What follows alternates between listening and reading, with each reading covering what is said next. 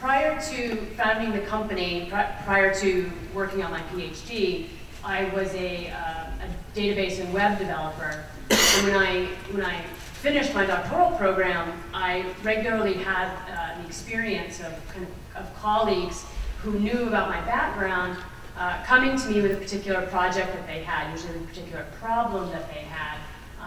Either they had a research that they needed organized in some sort of digital fashion that they needed to share in a particular way, and often they had received a grant and gone to a company which built them a solution they could not use. But on the flip side, I came to realize that building technology from the perspective of a humanities scholar actually produces better results. I began to think about how our training as historians might inform technological development. How might we think about the necessary infrastructure to support large amounts of data differently from someone who is looking at the question from a purely programming perspective. So our business model began as one that makes sense for a small growing company. We relied on teams of consultants that I would call in for any particular project. So mainly I had teams of historians, archivists, technicians, and programmers. And often I would use historians to serve in a kind of project management role as well. We kept expanding our range of services, so now including the digitization of historical materials, strategic planning for technology goals, custom database, web or application creation, support, hosting, management. Because we have a growing line of archivist consultants, we also provide physical collection processing as part of our digital package. The size and scope of our projects and clients vary considerably.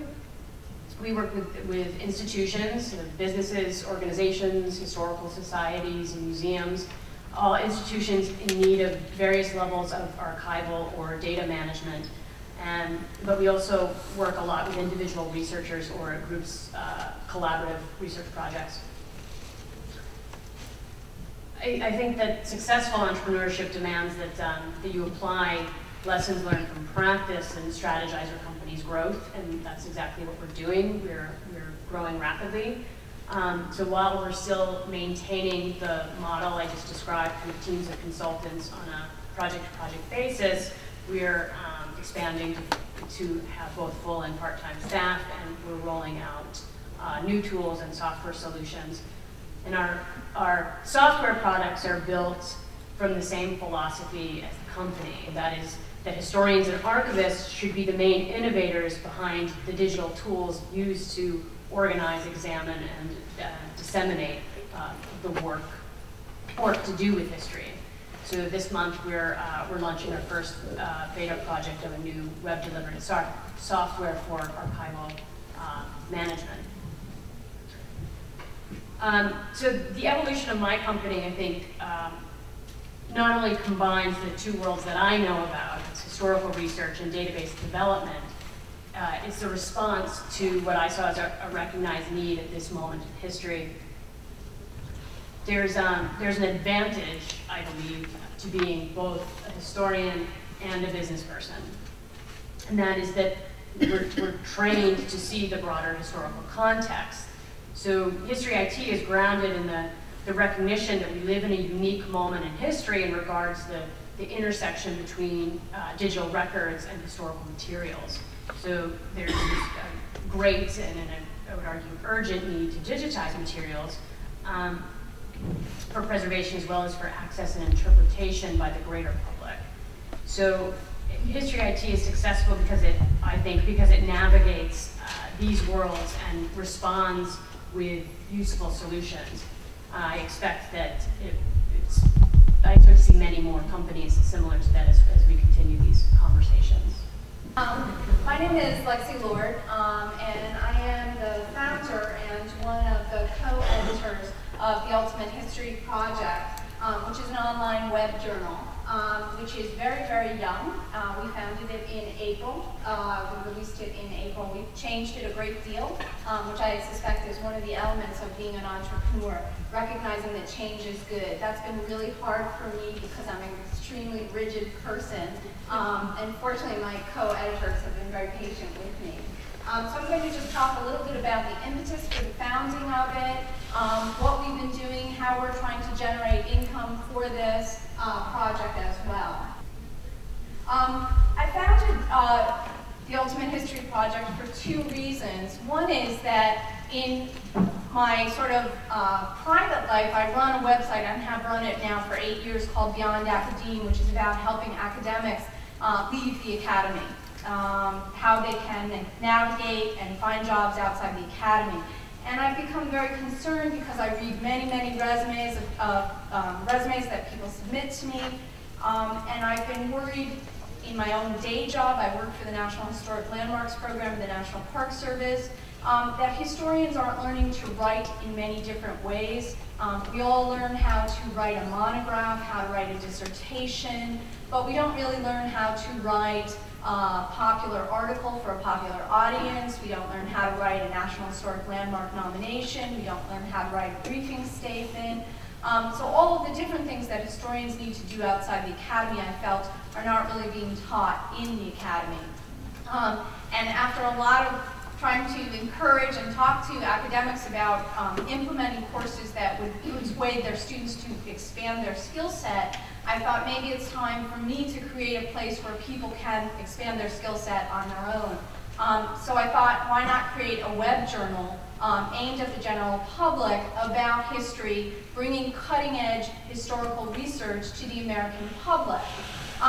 So that was the first reason that I wanted to create this web journal. But the second reason is because in my day job, I travel across the country meeting people who love history. They do many different things. They may be lawyers, they may run coffee shops, they may run clothing stores, but they are passionate about history. I'm a preservationist, I work for a preservation program, so I go into communities and I meet people who love history. And they often ask me, what can I read? I want to learn more. And I'm often hard-pressed to tell them what to look for because they're not going to sit down and read a monograph. So I thought, why not bring together the need for historians to learn to write for a popular audience and bring that popular audience to good history, which is one of the things I think we, in and outside the academy, we academically trained historians often feel that much of the history the general public gets is not good history. So maybe we should start to provide that history directly to the public. So that was my sort of mission and goals, but I really needed to sit down and think about understanding our audience, and that was key for me. I'll talk a little bit about some things that I did to really sort of figure out where our target audience was, and also to think about funding. I really wanted this to be an income-generating project. I wanted to be able to pay people who wrote for us. And I wanted to make sure that this was not something that I was just doing out of my own pocket because it could become very expensive over the long term. Well, one of the things that I needed to do at the very beginning was to find what we called staff. Fortunately for me, I know a lot of unemployed historians, so that was not a difficult thing for me to find. And I found two people who agreed to work with me to be co-editors with me because I realized this was not something that one person could do. We also wanted to find writers, and there again I was very fortunate, especially because I work in the public history community and have a foot in the academic community as well. So finding writers, it's been tricky for me, but I've actually had great success, and we've had an incredible range of people write for us, from curators at the Holocaust Museum, to people who are in the academy, to people who are unemployed, to be really frank. And also I felt it was important to give this organization weight to create a board of directors. So I put a lot of people who are heavy hitters, both public historians but academic historians, on the board of directors. And that, I think, reassures people who look at the site that this is true and good history, as much as one can talk about true history. I also realized that we were going to need to create tools to assist writers because many people came to us out of the academy, and I needed to teach people to write short pieces, heavy emphasis on the narrative, but also respecting our readers. Our readers read history a great deal. They're actually pretty savvy. And so in many ways, I think the biggest struggle I've had has been convincing our writers not to write down. I think too many of them write down for the audience.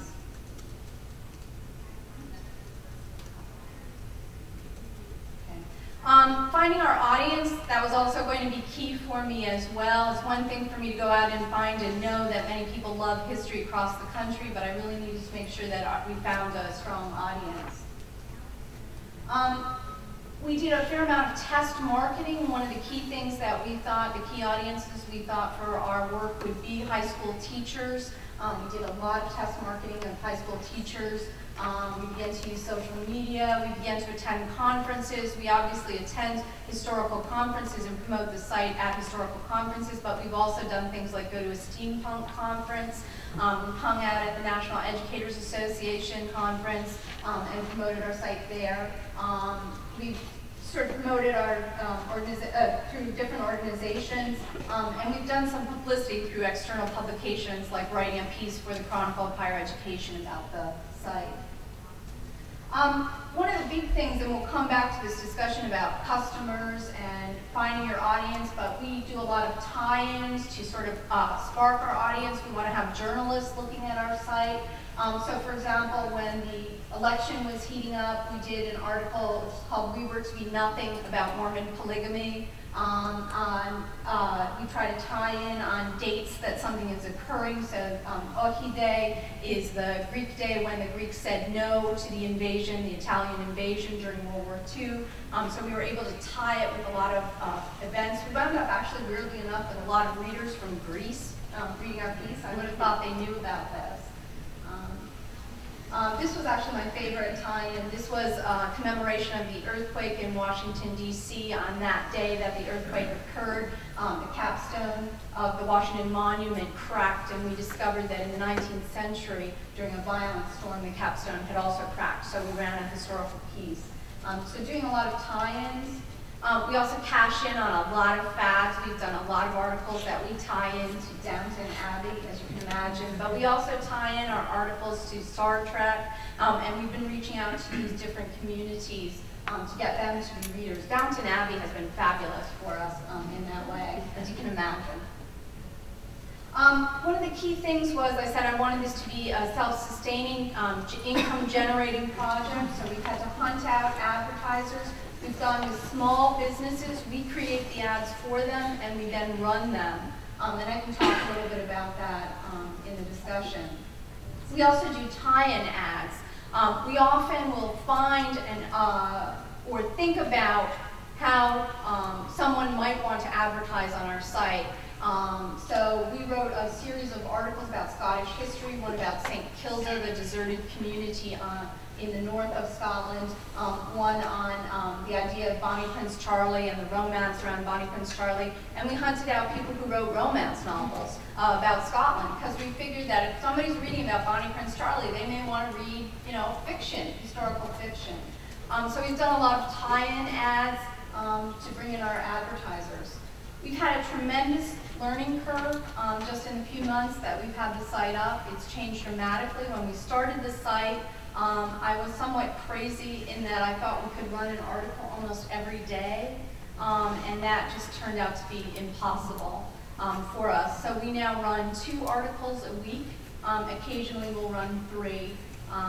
But that's been sort of one of the biggest learning curves for me, has been the realization that I have to change and constantly adapt.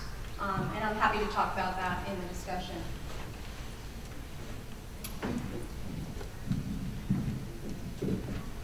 Hi, is this on?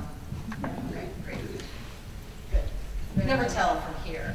And by the way, did you say steampunk? Steampunk. I don't know what that is. You have a lot to learn, I guess. Yeah, I had never heard of it before, but they love history. It's a strange organization. I will be anxious to hear more about that. I'm Jennifer Stevens, and I am the principal of a small consulting firm in Boise, Idaho called SHRA, or Stevens Historical Research Associates. And I'm going to start by giving you a little bit of background about myself and how I got into the historical consulting world. I was in one of my 3 various stints in graduate school and started looking around for an income, and ended up working for ultimately 2 very, very incredible mentors who were doing historical consulting work out in the private sector. And when I was in undergraduate, I had 2 very big interests, history and political science, thinking that maybe one day I'd want to be a lawyer. And so I double majored in those, and it wasn't until I got out of college and decided to go to grad school that I ultimately chose history. But my interest in politics and the law never really faded. And so when I got this part-time gig with this consultant, it was really an amazing, for me, blend of those worlds. And so as I ended up going through these various stints in graduate school, my intent was never really to be an academic. It was to somehow get into this consulting world on my own. And so that's why you see here me representing this firm here. So who we are, we started out as just me, very similar to Kristen, and was never really intended to grow to be more than that. But as I think you'll probably hear from Brian as well as me, there's actually a fairly good market for this. There are a lot of lawyers out there that ultimately realize, and not just lawyers, lots of clients and customers out there who really need historians. And as I began to network in my community and do the kind of public service that I do, I found that my client base exceeded what I was able to do on my own. So a few years ago, I hired my first employee, and the people that I have all have either masters or PhDs in history. I do have one PhD who got her degree from the University of Washington, and the others have masters. One of them got a degree in applied historical research, which is sort of a different take on your typical academic degree, and then I have an office manager as well. And what we do, I've been talking about lawyers already a little bit, and essentially what lawyers need in a lot of their cases are historians. And a lot of those lawyers start out thinking that they're paralegals who are very good researchers on a lot of occasions can do the kind of work historians do. And ultimately, as they go through their various cases, they find that what they really need is an expert historian, a professional historian who has a lot of experience going through archives and knowing how to find truly unique sources, or ones that are buried in boxes upon boxes upon boxes. And of course, all of you who are out in the audience today know exactly how to do that kind of research.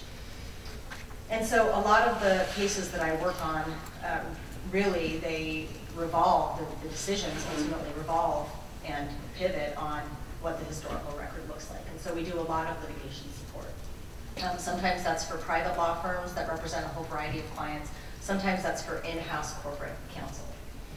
My firm also does public history, and that basically means sort of any entity at all, and I'll talk a little bit more about that in a minute. Corporate history, obviously corporations. Historic preservation is something that we are just starting to do, and I think it was Kristen who mentioned that being an entrepreneur in part is seeing a market and going after it and taking the risk to do that. And I found for the last few years that I was getting a lot of phone calls from people asking me if I did this. And my answer was no, which is not a word I use very often in my life. And finally I decided, when I found that I needed another researcher on my staff, that a good place to turn would be to somebody who was a specialist in historic preservation, who could also do the other kind of research that I needed, but who could help me launch into this field. And so this is a new area. She has 10 years of experience. She's got a great background. She can also help me with my litigation work and the other work that I do, but she can also help me launch into this world. And then cultural resource management, which is sort of an offshoot, I guess, if you will, of historic preservation, sort of. In my mind, they sort of go together in a lot of ways. So litigation support. I'm just going to talk about a few of the case types that I work on. The first is superfunded circle liability, and Brian will probably talk a little bit about this too. Brian and I have had the pleasure of being on opposite sides of the case in the last year, which is fun. And you'll find that this, if any of you do decide to go into this type of work, the world is quite small and incestuous. So you do find that your friends and colleagues are often on the opposite side. And what's great about it, though, is that you're all doing history. And I haven't been in too many situations where there's a big disagreement about the basic facts. And I think most of the people I've run into have, high integrity and high ethics in terms of the research that they do. And the big questions that are asked in these cases are about liability. And as a historian, what you get to do is tell the story of the site. And sometimes that's a very small piece of land and one operator on that piece of land. And sometimes it's an entire mining district or bigger that you get to tell the story of all the different operators and how that mining district developed or how that manufacturing sector developed and provide the context for that area of business history. So you get asked in this type of work typically fairly specific questions, but your job as a historian is to provide the context that we all get trained on how to do when we go through graduate school. Another type of case that we do a lot of work on are historic roads and canals, and most of this work that I've done has been in the West.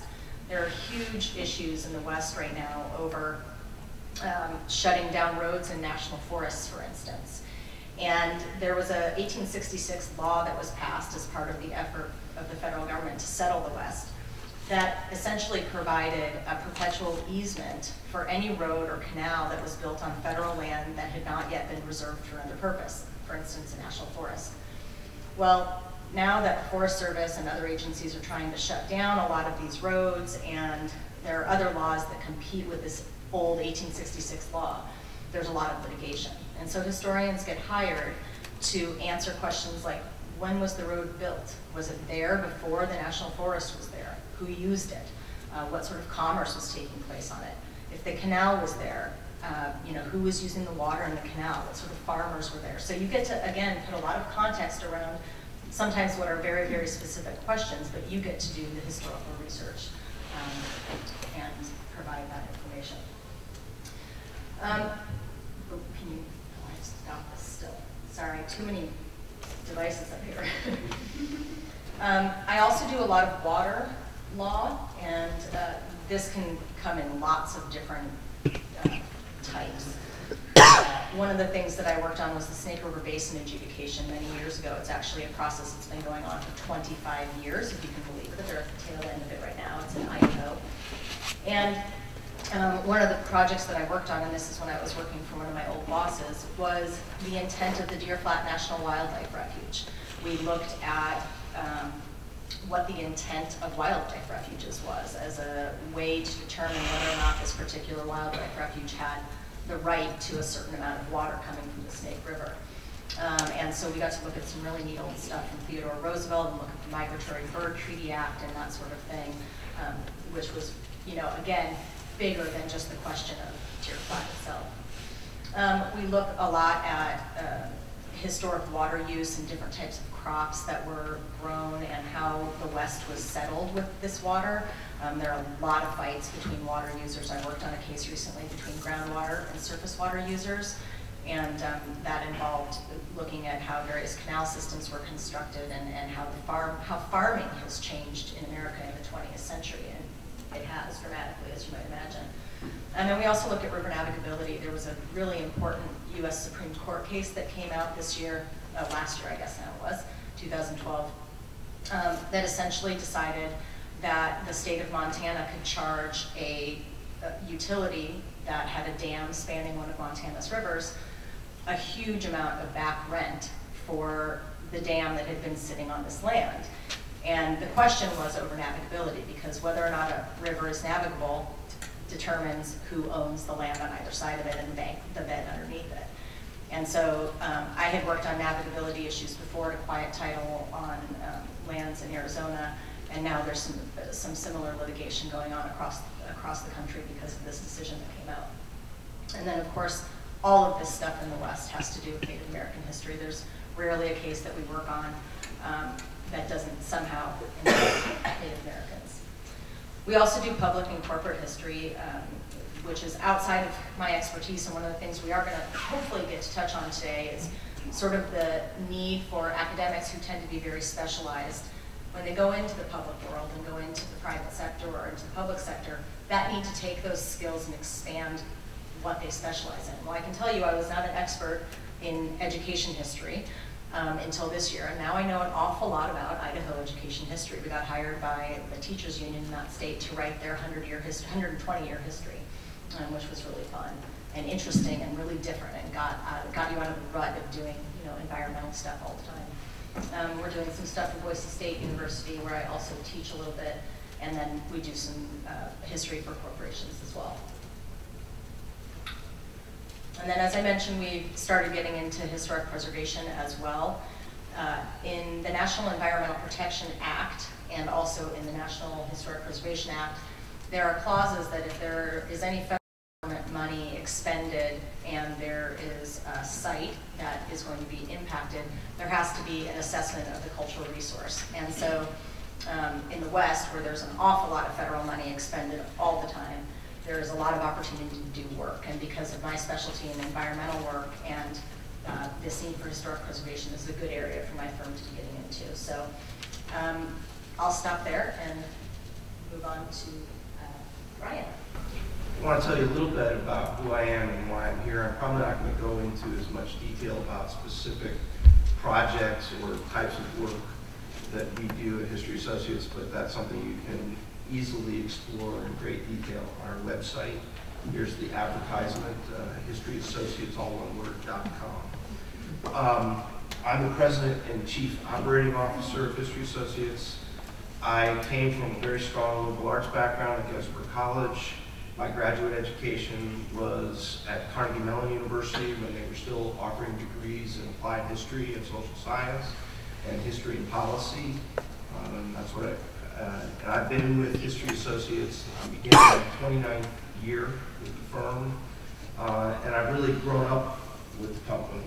I was first actually doing work, then I was managing work, then I was winning work, and now I'm managing the business. And those are very different things, especially as the company has grown. I came away from my educational experience with a conviction that I wanted to spend my life doing, not thinking about doing. This desire to be a participant rather than an observer drew me towards doing history for customers who wanted to use history and away from the academic life focused on research and teaching. As it turned out, I've done a lot of historical research and writing, and I've even done some teaching as well, not in a classroom, but in the setting of working with customers.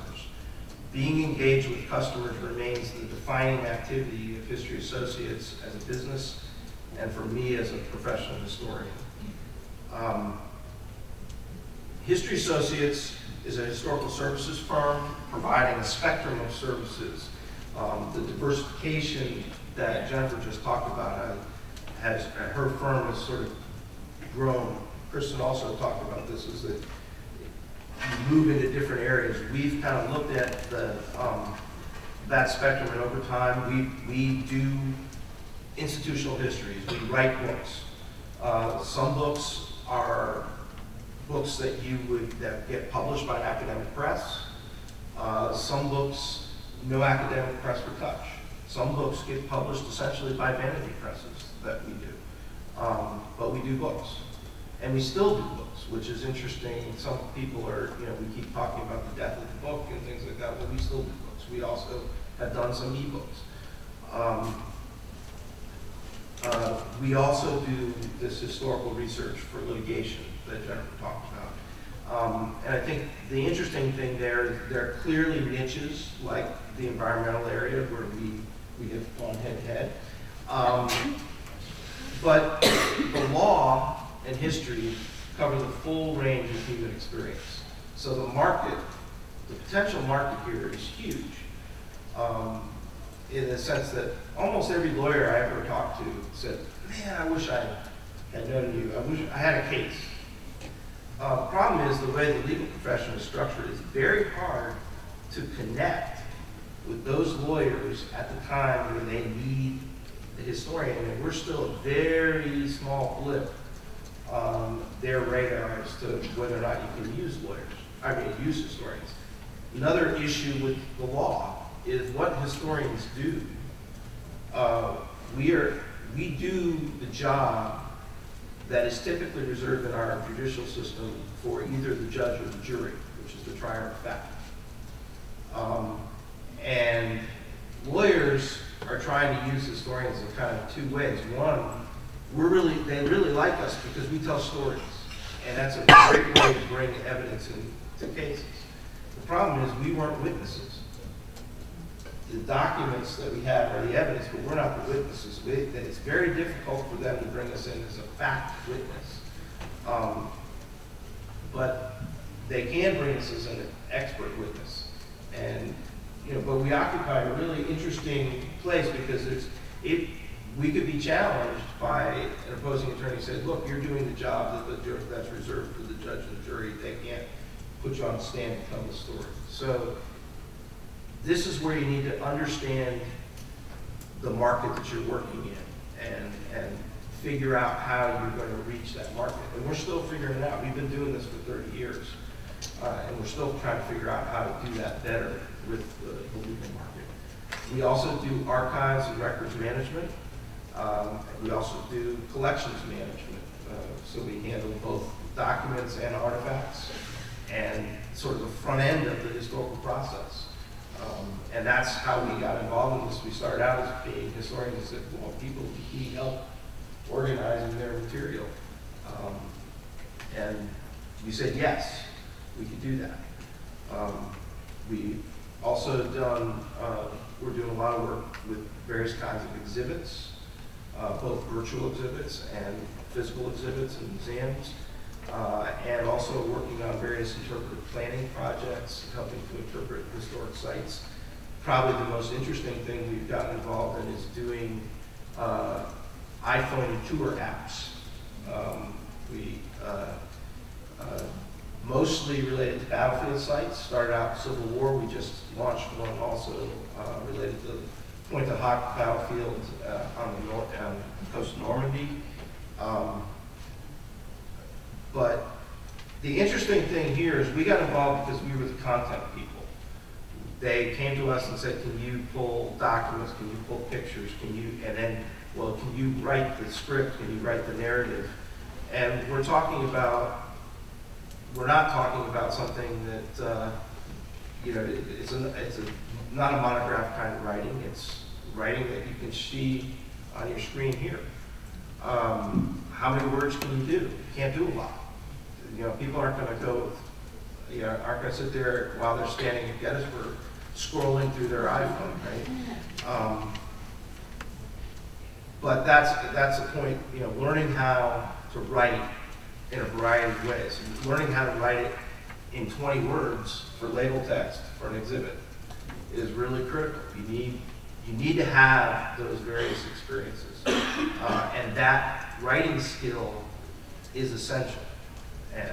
It's so essential. But one of the things we've learned with these apps is if you're just doing the content, you're sort of getting, you're the tail that's being wagged here. You're not in control. You're not doing the production of this app. And so we've increasingly got involved in doing some of the programming and some of the designing. And we're gradually taking more creative control over the product. And that's been a really interesting experience to do. We have a staff of just over 80 people. It includes professional historians, archivists, exam professionals. We also have a support team of various business professionals, from IT people to HR person to support staff to a back office that handles the finances, which is absolutely critical. And that's a just an overview of what we are and who we are. We can talk more about that in terms of specific examples as we go on. But I'm here this afternoon because I lead a business, and I'm always looking for new approaches and new people to help grow and sustain that business into the future. We have a very long-term perspective. We're a company, we actually are a small business that has transferred from one generation of ownership to the next generation of ownership and management, which is something that small businesses rarely do. Most small businesses don't survive to begin with, and those that do often don't outlive the founders. So far, we've done that. Stay tuned.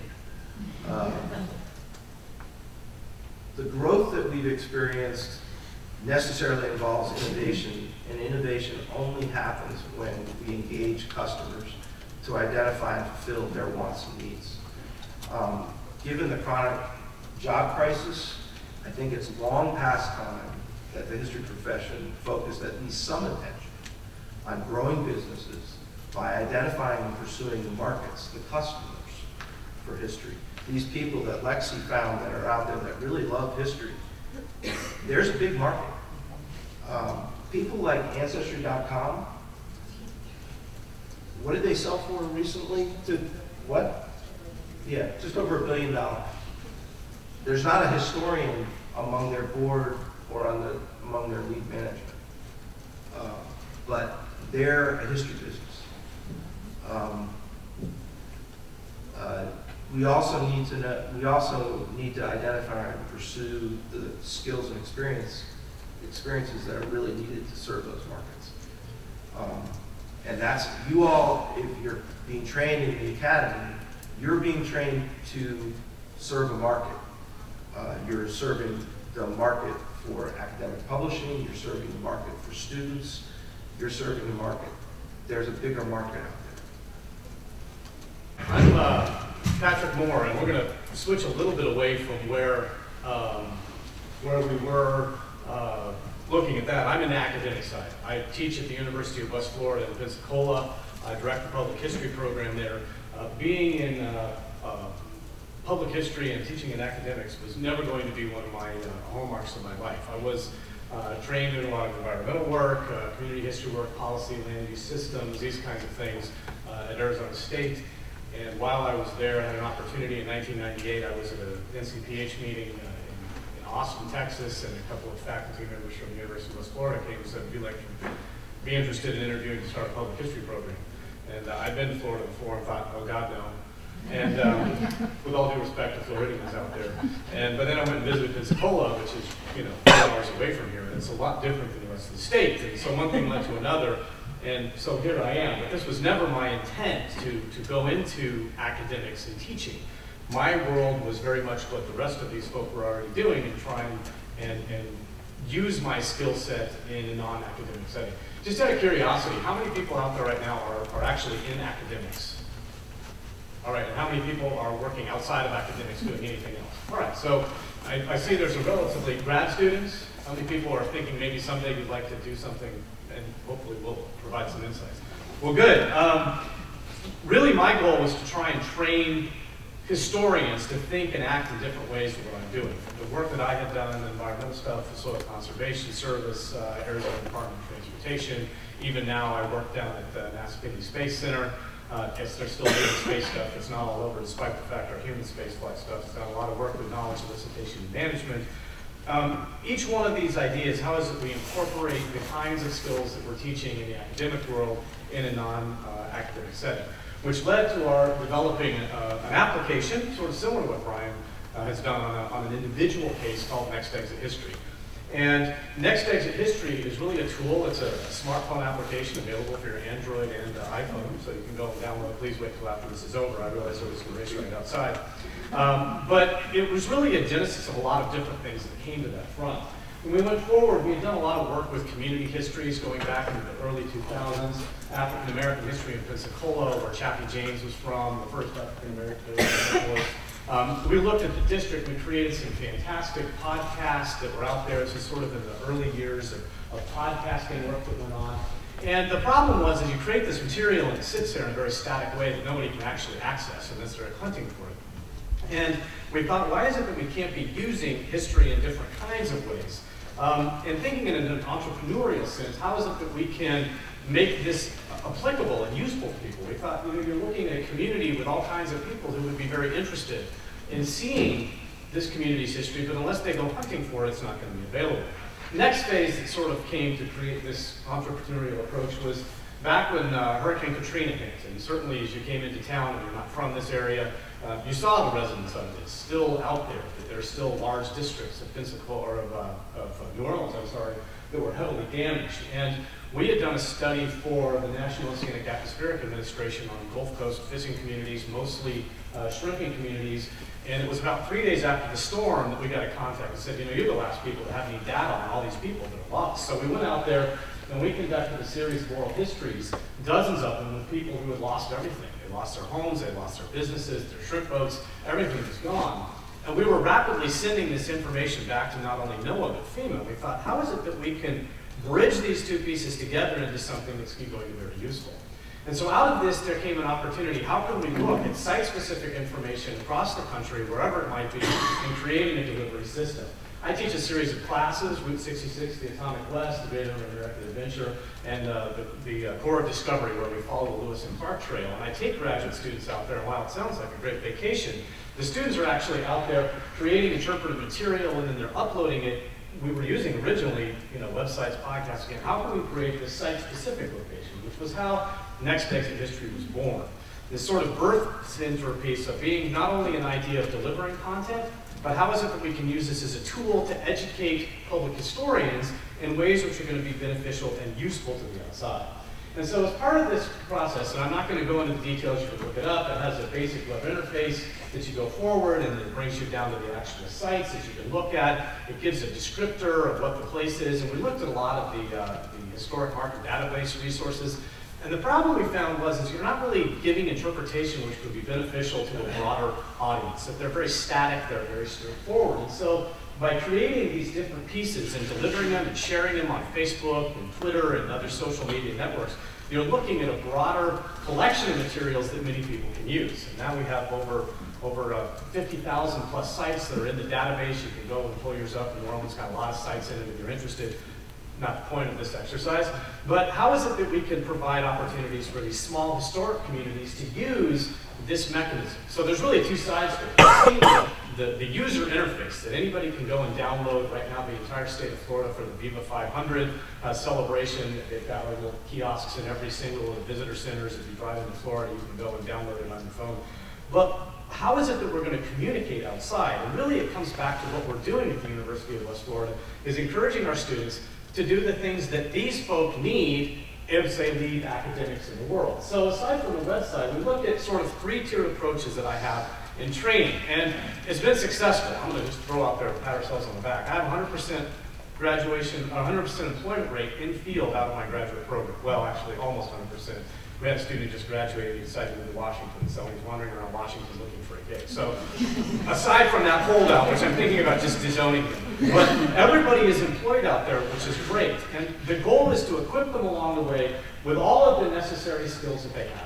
Specialized methodological understanding. How are we going to ask different kinds of questions? How are we going to go to look at both the traditional skills that they should be getting? All the public historians that we graduate are all traditional historians first, but saying, then what kinds of things are we going to deal with? And the things we need to deal with, timelines, the kinds of stuff they're saying. We have deadlines. I know we in academe like to say, you know, this is the due date and it's going to be done. After working with presses, we're not always the best about actually getting things in when the press wants us to. When it comes to working outside there, time is money. Billable hours are a big issue that we're really trying to focus on. You need to be equipping the students to say, I need to go get through the material quickly, accurately, be able to articulate it, communicate it, put it down, provide the stuff, the writing style. It's very difficult for students in my program, and I think a lot of other programs that are like this. One-page memo. You're not going to have the 25-page paper because, let's face it, in the business world, they're not really interested in wasting their time on 25 pages unless that's something that they're looking for. So a lot of these new kinds of skills that have come in, and then the practical application, how are they going to go and equip themselves by not just thinking about it, but actually working on the projects, actively doing things that are out there so that they're blending the theory with the practice together to make their lives move forward. And that brings us to the public history toolbox that I have. So a lot of my students can come, ask better questions about whatever they're looking at, how do we frame it, how do we discuss it. It's got to be more complicated. I know that we're discussing Section 106 compliance, you're looking at exhibit development. We need more than just people who can say, well, I know how to write a grant, I know how to do a Section 106 compliance. They need to be saying, how can I ask a better question? How can I approach what you need? How can I say, what can I do to work with the client to give them a better product and to move forward in this? And then looking at it from an interdisciplinary perspective, we have a tendency to get ourselves in a box. So there are a lot of other people, political scientists, you've got sociologists, you've got artists, you've got museum professionals who may have nothing to do with history along the way. They have to be able to interact with those kinds of resources and those kinds of people along the way. And then to develop a portfolio. When they walk out of the program and when they walk into another business, they need to do the kinds of things that these folk are going to say, yeah, we want you. We want to hire you because you have these skills, you've done this kind of a project. What can you do right away? So the goal is to say, what does this side of the house need, and what do the people need that they're trying to meet as well? If you're looking for whether it be public history, which is sort of a misnomer because that would suggest the public's history. It's not. You're working for a corporation. The last thing they want, our neighbors in Tabasco over here, you don't get to go visit their archives. They're not even remotely interested in having you walk around. That's trade secrets, but they still have an archivist and a historian on board to help integrate those kinds of conversations. This is really what brought us around to how was we're going to create Next Takes of History, to say what kinds of things do people need out there to make it happen. So we created a content developer interface which would encourage our students and those people who are even our students, those people in small historical societies, organizations, the Park Service, who can help work to create their own content. And it sounds awful because now it seems like we're undercutting the people who are making apps. But at the same time, what we want to do is equip them along the way to do this. So this is sort of the way the process works. You go identify the site. Once you get approved as a content contributor, it's all about being vetted content. This isn't like a wiki, so you can just go upload, you know, the photos I had when I was 16 down the road. That's not interesting anymore with that kind of history. So you go, you identify the sites where things are going, and then to create a template. The problem was when you look at templates, and we have sort of a very poor one that you would see off the historic marker database, it has to be a lot more focused to understand what our market is going to be. Think about how heritage tourism is consumed. People have iPhones, they have iPads, they have new demands for resources. And if you think about heritage tourism in the United States, it's the #1 consumed kind of tourism in this country.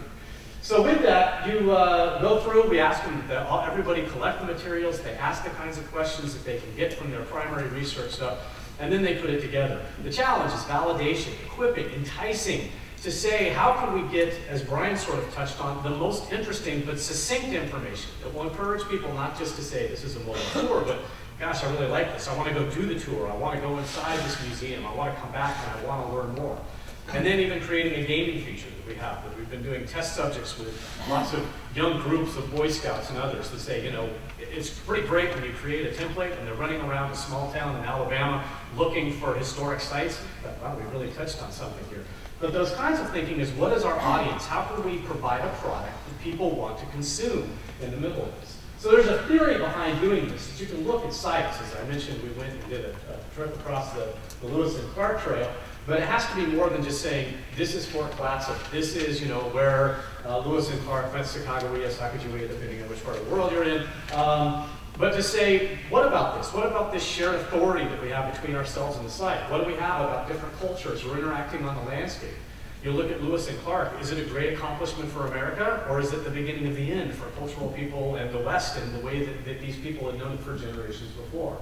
And the idea is to try and avoid the kinds of interpretation in history that really sort of isn't as accurate for those people up here. This is Teddy Roosevelt shooting a machine gun through the bear with a flag. But if we aren't responsible to be stewards of that information and how it's going to be consumed, that becomes really problematic. And as we found, Next Takes of History has been really advantageous for looking at clients. You're looking at going into communities, and it's not just the historic side, but it's the chambers of commerce who say, this is fantastic, we need this, we want this. try and get people off the road and away from the Binnigans and the Applebee's and the gas station and the McDonald's, come into our downtown, learn something about it, shop in our local stores, use these resources. And it's been really beneficial. So we think about the opportunities that are out there for the students, think about how they can start thinking about that next phase. If they understand how they can go into a community and ask better resources, then they're going to be able to go afterward, practice their craft. And in turn, we can help preserve the history of America in new and different ways. So, I will pass it on now. So, my name is McClellan, and I teach at the University of Michigan. And I'm bringing up the rear because in some ways I'm still the most squarely, exclusively academic person up here, still operating primarily in an academic milieu. But the central point that I really want to make is that the attitude and the skills that you've just been hearing, especially the attitude, I think, is not something that should be understood as in opposition to academic life, but also needed in academic life too. Whoever you are, whatever setting you find yourself in, you're always going to need to sell yourself and sell your own work. And I think sometimes in academia we like to pretend that's not true, but that really is the reality. So I'm going to talk just a little bit about my own trajectory and about kind of inventing myself, I think, as a product within an academic setting, and also some of the things that I try to do in teaching. So some of this may sound really obvious, but I really think it's worth stating, again, especially in light of what you just heard, that a college or university is a system that allocates resources and rewards. That's what it is. That's what it does. And we need to understand this system in order to be as successful as possible. It is a fantasy that academic life is somehow apart from the market and from market-like forces. If that was ever true, it is not true today. And the sooner we wrap our minds around that, I think the better off we're going to be. I have found it really useful to think about resources, which may or may not be monetary. So, how could I get a sabbatical? How could I get the authority to design my own courses? How could my department get some more tenure lines to teach the courses that we want to teach? All those things are always going on in an academic institution. And again, the sooner you start to recognize that, the better off you're going to be. My own trajectory included a number of years in temporary teaching positions before I became tenure track. That was not easy, and that does not always work out in the way that some of us want it to. But now, and it's easy for me to say now because I got the position that I wanted, but I can see the advantages of having done a lot of other things along the way. And by other things, I mean really generally, other kinds of work experience, community involvement, just living my life, and also history-specific things. So while I was teaching in these temporary gigs, I did a lot of volunteer work in preservation. I did an internship in a museum. I worked in a museum for pay. And as you've heard from some of the other speakers, I encountered people who really cared deeply about history outside of a classroom setting and outside specialized journals. And I was so deep in academia that I had forgotten this was even true. So it really was amazing to meet these people, and it forced me to articulate in a new way why history matters. I could not rely on the shorthand that you share in graduate school or that you share in a department. I could not take this for granted. I had to say, why does this matter to me, and how can I articulate this to all kinds of different audiences? And that was a tremendously valuable exercise.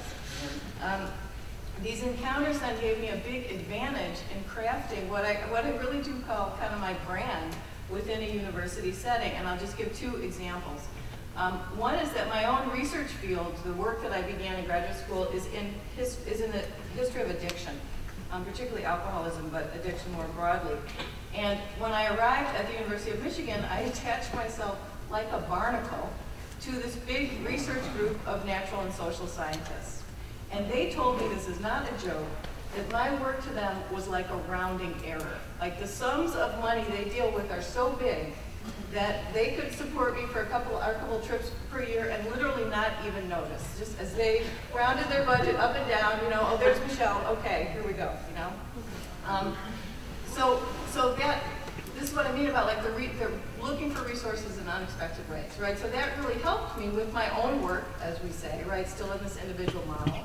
But it also, I believe, made an important intellectual contribution, because here are these scientists working away, and they really had no sense of the history of their own fields.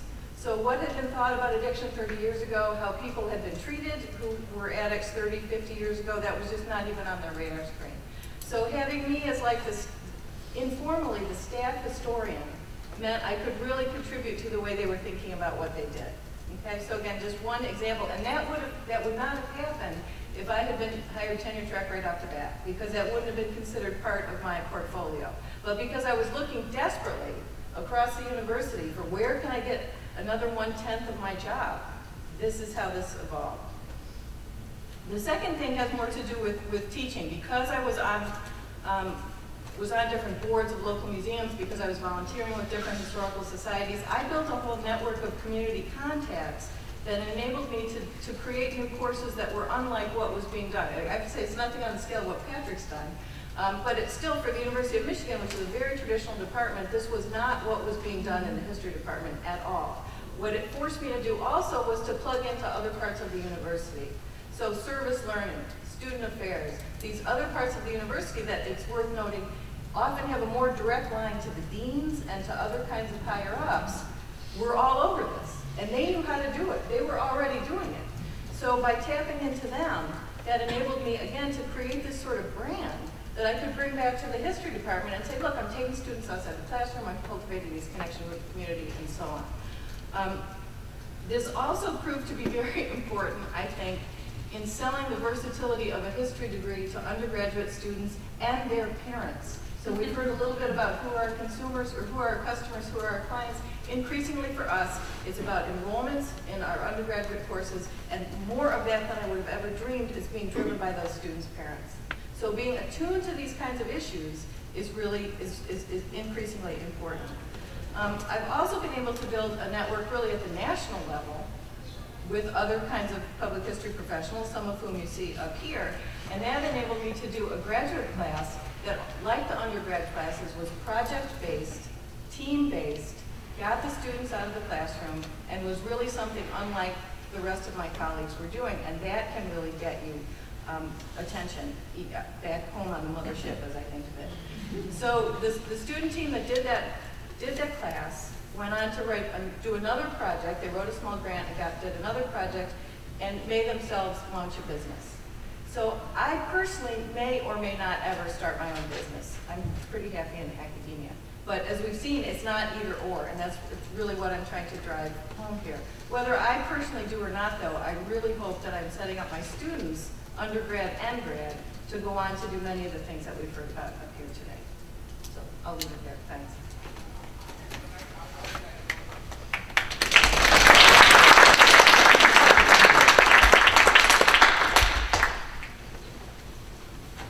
So as we sort of talked about this, we thought about sort of 4 areas, 4 topics that might be good to have a discussion around amongst ourselves and with you. One would be customers. Second would be innovation and entrepreneurship. Third would be skills and experience. And the fourth would be money. So hopefully we can have this conversation and actually get to the money part.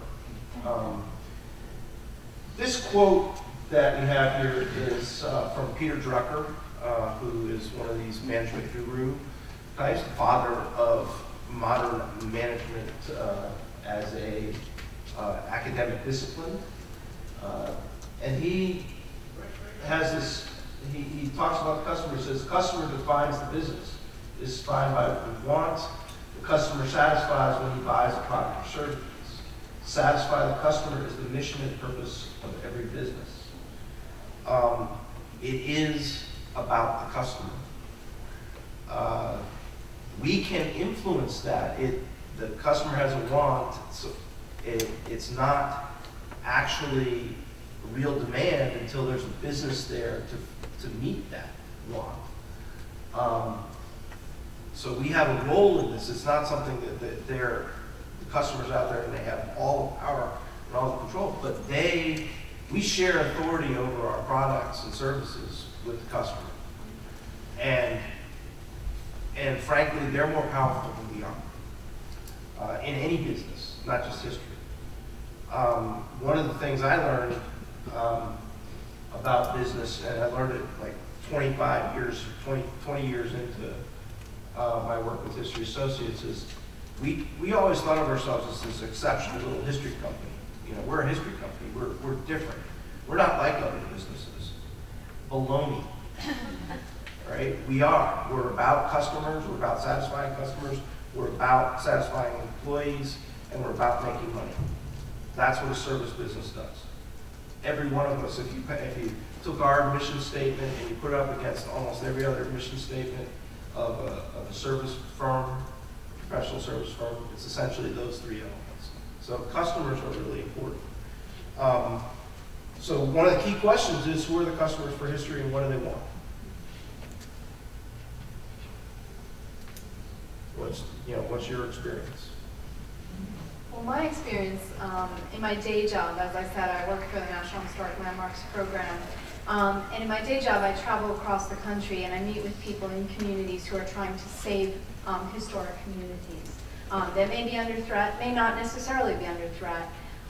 What I have discovered is an extraordinary range of people. Some of the people I meet with are very gifted historians, know a great deal about the site that they're interested in, have actually researched it, may have even written about it in a local publication, and they may be a doctor, didn't even take a history class in college or anything like that. So one of the things that I discovered, and I feel very confident, I've now been working for the National Historic Landmarks Program for 5 years and traveling across the country and meeting with these different communities, is there is a strong desire out there for good history. And I think if you tap people, they'll say, I hated history in college and I hated it in high school, which I think is an interesting comment on how we may or may not be teaching history. But I love it now. And I always joke and say, there is no biology channel, there is no chemistry channel, there is a history channel, and yes, it does do a lot of war, but there are a lot of people who become interested in something like World War II, and then they expand. They want to learn more about what was the situation like before World War II. There's a constantly growing need and desire, I think, among the people I find for history. I saw this even before. Michelle and I like to talk about this. I used to be the historian for the U.S. Public Health Service, and there I encountered doctors and physicians who were just really driven by a desire to know, what was my profession like? How can I learn more about this? How can I use that to inform my decisions today? So I actually almost think that if you almost scratch anyone, you will find that they love history. It may be wrapped up in different things. They may like military history. I'm married to someone who's very interested in military helmets. Who knew?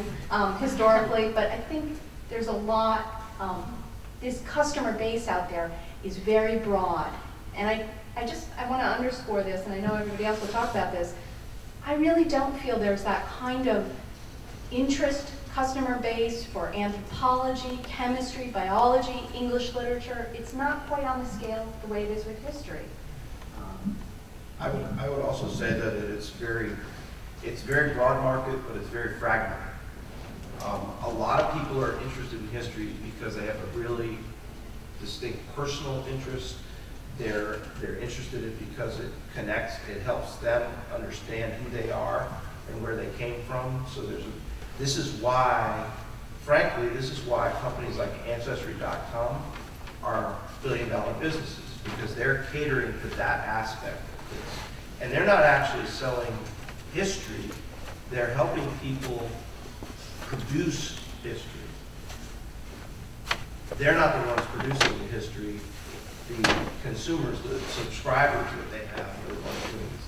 The same with the scrapbooking industry, which it peaked about 2004, but it was also a multi-million-dollar industry, and it was targeting this interest, this fragmented interest.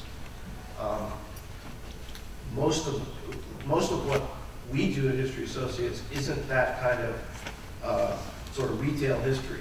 We're doing wholesale history. I sell to organizations, or to museums, or to governments. In a few cases, I sell to very wealthy people who have the same interest, but they're willing to spend $100,000 on it, not their $120 subscription to Ancestry. So you have a broad fragmented market, You have a retail market, you have a wholesale market. And it gets more complex from there. Well, I was going to say too that there's a question. I think that's what we want, right? Yeah. So let's go for that. It's kind of, it's related to what you're talking about, because my students recently were talking about how Facebook changed its interface and now it's called Timeline. And so your Facebook page is now a timeline that documents your life annually and chronologically. And it even did, for the first time for 2012, a year in review, which was really a neat thing to see, you know, the major moments in the year in review, and it showed the pictures that got the most likes and things like that.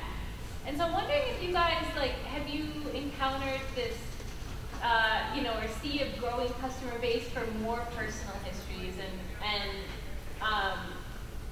ways to kind of capitalize on this really, you know, new, I could say narcissistic, but, you know, people really like to document themselves in the sense of scrapbooking.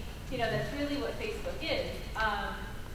You know, and I don't know if it's intersected with any of the more stuff that you've done at all.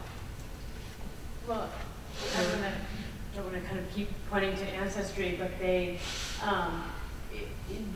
the business logic for years, for decades, around kind of subscription products related to documents, and any kind of subscription products to deal with history broadly conceived, the business logic was it can only work on an institutional level. Academic presses, it's all about institutional or library sales.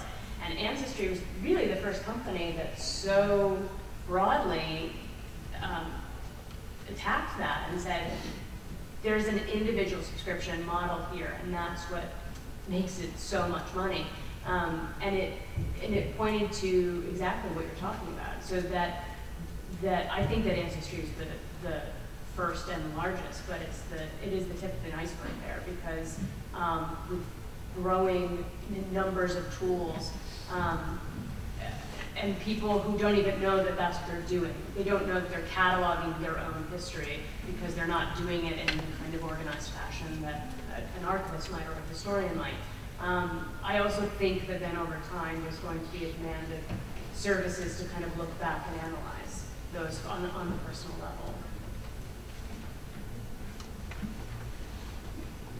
This maybe a sideways follow-on, but I was just thinking, I thought of Facebook as well, and I think it's very, you know, does, like Tabasco, does Facebook now hire historians? We know Google does, we know Google Books is a history project. Is there a tension that you all feel between entrepreneurial history and what I guess we might call industrial history or something like that, history controlled by Google, by Facebook, by the U.S. government or something, you know, that is not in the entrepreneurial spirit, that looks at the customer in a you all seem to have a very symbiotic relationship between your customers, your product, and your own business. These other institutions might have a more utilitarian approach, for lack of a better word. I would say one point that you're making. I think it's a false assumption to believe that Ancestry isn't entrepreneurial. Ancestry did exactly what Kristen said. They saw that there was a market, there was an opportunity to reach these people who are producing their own history. They're not consuming history, they're producing their own history. That's where they went. That's an entrepreneurial act by a big company. It wasn't a big company when it started doing that, but it's had to continue in order for it to survive, it's had to continue to go after that market and offer new and different products to that market and things like that. So don't make a false assumption that big isn't entrepreneurial. It's what's key about an entrepreneurial activity is innovation, is doing something new. And I think there's also something you said here that when we think about history, when large corporations are thinking about their history, they're not putting it down in a book, which is going to go sit somewhere where they're going to self-glorify. There may be those components of it, but largely what they're hiring is corporate archivists who are going to be able to go and find information. It's trade data. It's about what are we going to do in terms of acquisitions and how are we going to deal with these issues. So it's a very different kind of consumption of material than what we might see in a more traditional way. And another issue you touched on, which is a good one, is that issue of being symbiotic. And it's sort of that relationship we have. It's not always warm and fuzzy. That I think that when you're looking, for instance, with Next Stage of History, when we're looking at communities, part of the reason here is that people get excited about it is they have that personal connection. They love the material, they care about it, they care about their towns, they want to have that information shared with the rest of the world. The problem here is when you come into it, it's difficult to say, well, you go create your own content. And right now we're grappling that with Next Stage of History because sometimes they don't necessarily get it right. I think if you're all thinking about your own communities that this might be the case, you look at Pensacola, they're proud to say it's America's first place city because we're the first European settlement here that came when Don Tristan de Luna arrived 450 years ago. It wasn't. They were actually the third, but you can't tell them that. But they're very proud of the fact that the naval base has walls that are, 23 feet high because mosquitoes couldn't fly over them into the hospital. It's baloney. But the reality here is you have to work with trying to help interpret a community's history, have them share what those are, those stories, those legacy, the heritage that they find very important, and still engage in something that's going to be much more accurate while still preserving what that is. So it's not easy. It's not an easy process to do this for what we're doing, nor is it along the way that when you're being hired, we still have to hold ourselves, and often I would say that when we're doing it, we have to hold ourselves to higher scrutiny sometimes, because everybody's going to be criticizing it, they're going to be checking it, they're going to be verifying it, and it's an important and challenging road that we walk in order to do this correctly. I just want to say, too, as a former federal historian, just a comment on being an entrepreneur as a federal historian. I was the historian for the U.S. Public Health Service for 8 years. And one of the things that was very different for me, having left a tenure-track job in academia, was that I needed to constantly sell my office. I started out as the junior historian, and my boss retired after 4 years, and I suddenly had to go out and tell the Office of the Surgeon General, you need to give me money. It's exactly what Michelle was talking about. You need to give me money so that I can do an exhibit on influenza, because I'm tired of answering the reporters' questions over and over. And also you need to do something like this to inform your own staff as well. This was during the avian flu pandemic. And I needed to go and I needed to sell myself. Fortunately, like Michelle said, I was working in a medical public health profession, and so the idea of a historical exhibit, it was a drop in the bucket for them. I mean, they just wrote it off. But I needed to constantly sell myself, and I think that goes back to the point Michelle makes, that even when you are the historian for an agency or something like that, you need to be an entrepreneur, just as you need to be an entrepreneur in the academy. And I think this is something we don't discuss. Well, and on that point, I think that what happens in typical academic programs is that we become so specialized that this idea that very few people care about our work pervades the system. They care about our work in a big sense, but if you study the history of bed bugs, for instance, or something, there's 4 other people out there in the world that are going to want to read about your book on bed bugs. And so I think Lexi's point is exactly right. And one of the things that I think we need to be teaching in our programs, in our public history programs and our traditional academic programs, is this wider audience for history in a bigger sense.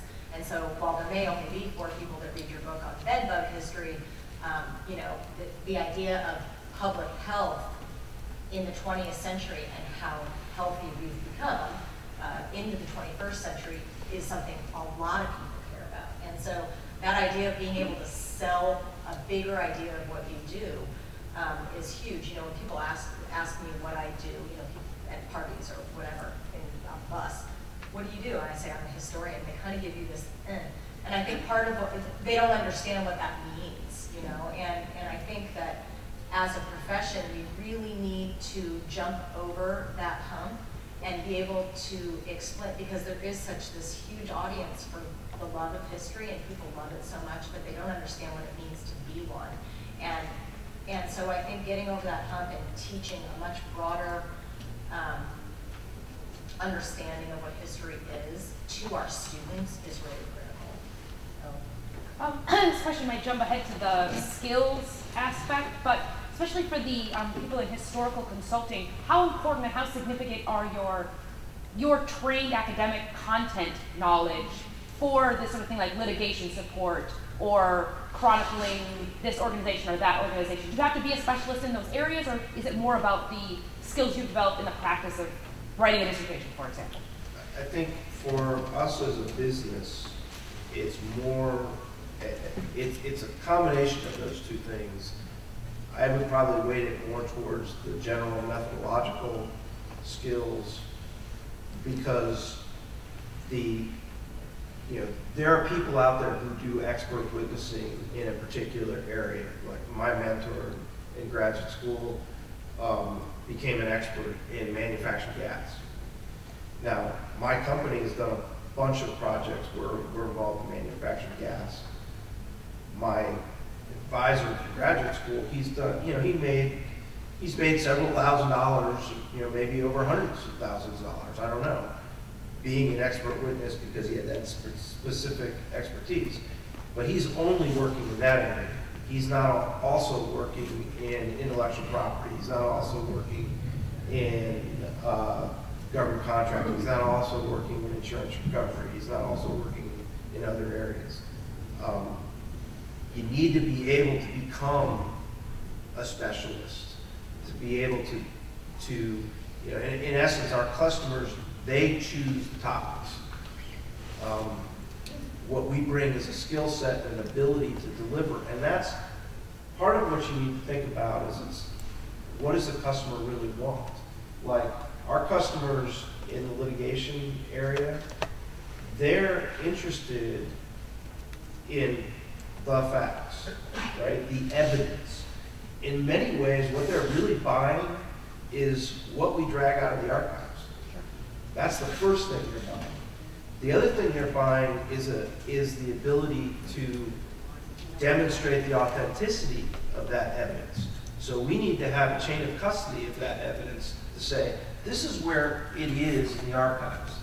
And I have a copy of it here, and this is a true and authentic copy, because I have to show that I have to pass over the ancient document rule, which is a part of the federal rules of evidence. Being able to meet that methodological criteria is part of what our customers are buying. In the end, they may be buying, if we're an expert witness, they may be buying our interpretation. But when they do that, we're acting very much as a professional academic historian. Sure. And in fact, I guarantee you that none of you in your dissertation defenses and things like that have had somebody pour over your footnotes the way a junior attorney in a deposition is pouring over your footnotes in an expert report. So true. And you better have it right, because he or she's going to find out where you went wrong, where you assumed something that you shouldn't have assumed, where you put A and C together, you created B rather than providing evidence for B. And I'll just piggyback on that. When I have hired people, for me it hasn't been about their expertise, because what I need is somebody who is in love with the process of asking the questions and finding the answers. Like you saw on my sort of project list, I'm an environmental, urban, women's historian. Those are my specialties. But I will do a history of the Idaho Education, Teachers Union, because I'm curious about what their history is and how did that change the face of the state that they operated in and change the face of public education. So I look for the skills, the ability to go out and do the research and definitely write, that's critical, but also that inherent curiosity, that desire to find the answers to big questions. I would just say something, because in my position as a federal historian, we actually hire historical consultants. And what is key for us is the knowledge that the historian can do multiple things. We have a very short list of historical consultants that we tend to hire. And our most successful historical consultants in this past year, just to give an example of the range, they are not tied in any way, shape, or form by expertise. They have done a nomination which was about 19th century Latino, expansion of Latinos on the frontier. They did a nomination about the City Beautiful movement, and they did a nomination for Ludlow, the Ludlow tent site, massacre site, which was an archaeological nomination. And we hired them because we knew they know how to ask the question and they know how to answer it. It didn't matter to us what their expertise was. And they could actually. And they could do it on deadline. My God, on budget, on deadline. They were a known quantity, which is one thing that is key. I mean, it does take time to build that up. Can I add one quick thing to that, which is, and that in some ways has been the biggest, maybe not the biggest, but one of the biggest shifts for me as I've done some work outside the academy, and I'm really glad you asked that question of kind of disaggregating the skills from the content, because I think you get them together through the process of doing a dissertation, and it's hard to realize they can be disaggregated. And I think I felt it myself when I've worked with people in other realms, my own resistance to answering even a basic question that's at all outside what I believe to be my expertise. I don't even want to answer, because what if I'm wrong, you know? And appreciating that I know more than I think I know, or that I know how to ask the questions, or I know where to look, or I can make a pretty good guess because I've read 10 other books that are kind of around that question, even if not that exact question. That's taken a big leap, but I gotta say it's exhilarating in a way too, to realize you can navigate this stuff more easily than you thought. And I think they all would say the learning curve gets faster and faster. So the more you do, the more you realize it's about the skills. And so the first nomination that the students I worked with was one that was very close to my own research area, because it was the home of Dr. Bob Smith, who's the co-founder of Alcoholics Anonymous. And that's one reason we did that one. It seemed perfect because I had a real content knowledge going into it. The next one I really didn't, but I realized there's a certain vocabulary, a certain rhythm, a certain set of parameters inherent in this process. And again, it's not so either or as we sometimes make it. If you've made up a syllabus for a new course, you did it faster than the first syllabus you ever created. You've internalized a sense of how many weeks in a semester, what can you expect the students to do, what are your go-to assignments, etc. So I think it's not as different as we think it is, but there's a real, for me at least, there was a real mental leap to say I can start to put myself out there as someone who knows about X, Y, or Z, because so many pressures in the academy push against that, I think. I want to make one other point on the skills question too, and it bounces off something Brian said earlier. Brian made the point that he, in the course of almost 30 years of his company, has been in these various roles. And as an entrepreneur in a much earlier stage, I do all of the things that he noted. I am the finance person, I am the business sales, I'm the business development, I'm one of the researchers, you know, I'm the HR person, I'm everything. I've had people in my office crying in the last few weeks, months. It's not been fun, not exactly what I expected to be doing with my Ph.D. in history. But as an entrepreneur, it's also sort of exhilarating because it's part of what you do when you grow a business. So, you know, depending on where you are in your career and who you opt to go work for, you're going to have a few different hats you have to wear. Yeah. Sorry, I have a cold. Sorry, I have a cold. I sound like Darth Vader in my head. I wanted to say that thank you for affirming something that I've been telling my advisees in Queen's University in Charlotte.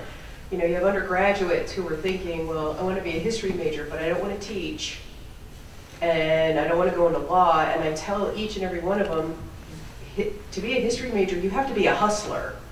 And I think that's just another term for what you're using, because I think many of us, like myself, we all had a job before we went into the academic field. I worked for lawyers, I had worked for manufacturers, so you kind of have to bring that outside skill set into the academy.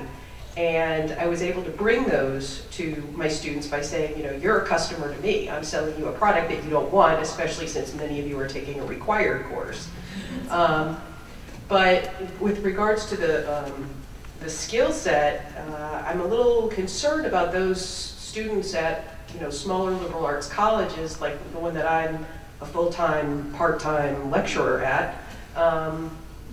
Many of you were talking about like skill sets that pertain to public historians and public history. So what do you do for that major who is, a modern Europeanist or something like that? I can answer that. Historically, we've been in business for over 30 years.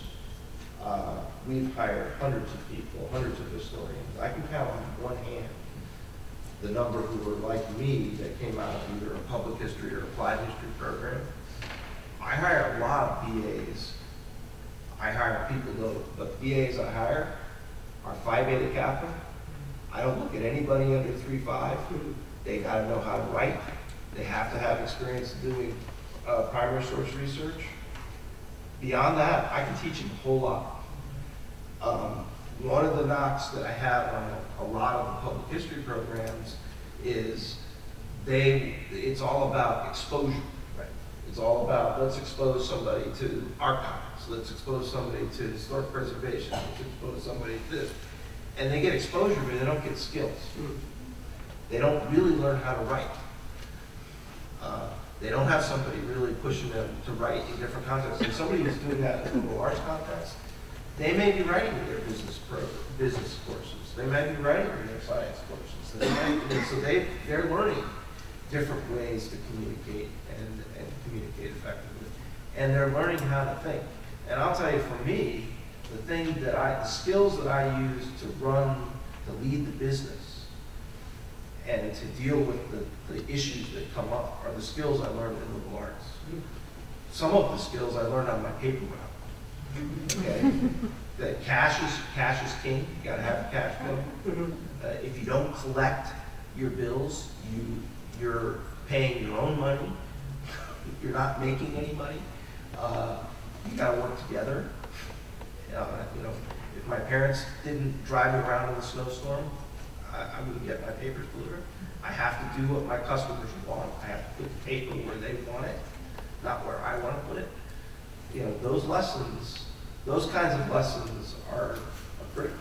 So the advice to those of us who are trying to get oral history projects introduced to a department that has 4 historians and they have a narrow view, well, we need to hire someone who has an oral history background. Well, no, you can embrace who's already here, and we can empower our students to do that and give them another skill set to go off into the hustling market, or entrepreneurial market, as I like it now. Yeah. Thanks. I think too, it's not cut out for everybody. And I think there's sort of a problem, I think, that Brian pointed out, that we deal with in the public history world. And I wear sort of multiple hats. One, I sometimes like it when public history programs aren't quite as successful because I'm a public history program director, and you try and select those people who are going to be able to ask better questions. It's not about developing that one set of skills or having those basic exposures. It's about understanding what the needs are. Our program is constantly evolving, as I think I mentioned, to say, how can we change what it is we're doing?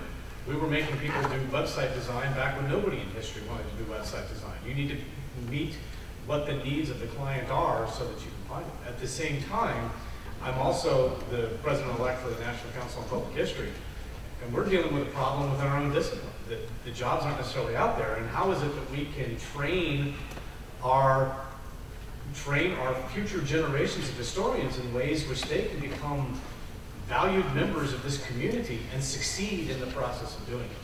Because it's not always easy, and it isn't a fallback. That's also, I think, that this could be my fallback, it's an ancient word. This could be my fallback, that I could go do something out because I can't find a job in academics. It's a whole lot more work outside than it is inside. And maybe academics should be their fallback. I think one of the things that we don't teach people to do is to hustle. And that is, for me personally, it's been very difficult. It's difficult for my partners as well. We all went through very traditional history programs. And this idea of selling ourselves, putting ourselves out there. We sell t-shirts and mugs and all sorts of things like that as well. And wow, that had nothing to do with writing a dissertation, which I did on 18th century theories of menstruation. You cannot get more obscure. But, you know, I think in a weird way, we teach people to almost apologize for being historians, which is bizarre because there is a huge market for history. It's filled by people who aren't professionally trained or academically trained historians. And we speak only to ourselves. And it personally doesn't make sense to me. And it's made less and less sense to me in the 12 years each year since I've left the academy, it's made less and less sense to me. But I think teaching people to hustle, give me a smart undergraduate, they don't necessarily have to have majored in history, because as Brian said, you can teach them. It's this enthusiasm, this willingness to acquire new skills, to ask new questions.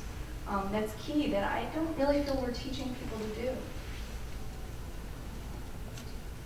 Speaking of hustling, I was hoping you could get to your slide on money at some point, so I was enjoying research. I don't know if you were We can go back. Money. Money. Money. So, Oh, I thought you should have a question. No.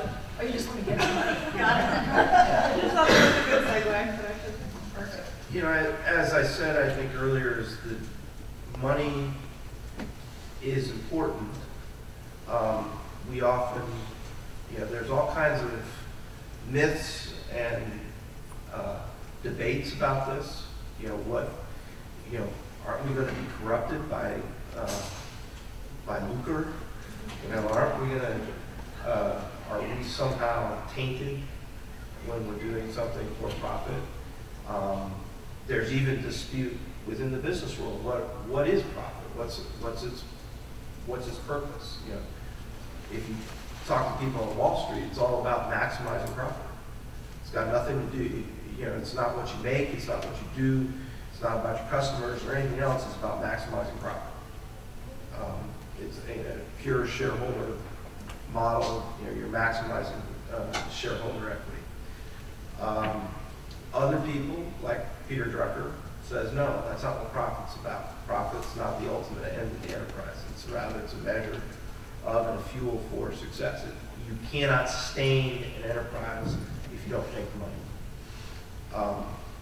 For my business, that's the way we view this. We take a very long-term view of business and what we're about. We can't continue to practice our craft if we don't make money. Sometimes we lose money. You know, some of the projects that we do where we're trying new things, we lose money because we have to learn. But that's why we make profit, so that we can cover that. And we better learn because we want to do the next one better. We want to do the next one better. I mean, Patrick talked about billable hours and having people understand. Billable hours really is your concept of time, the value of time, right? But that's only one way that you price things. You might have to give a firm fixed price bid. Billable hours, you basically are telling, it's a time and materials, you basically are telling the client, all right, you'll pay me at this rate for this amount of time. And when I'm done, you know, maybe I'm finished, maybe I'm not. You're taking the risk. If the client says, no, I want you to give me a firm fixed price bid, you're going to deliver X, and it's going to cost X, and I don't care what it costs you. That's all I'm paying. So you better have that estimate right, because you're taking all the risk. You know, these are some of the ways that money and profit come into this. But I think one thing that's key that I do try to emphasize to students, the skills that everybody in this room has value.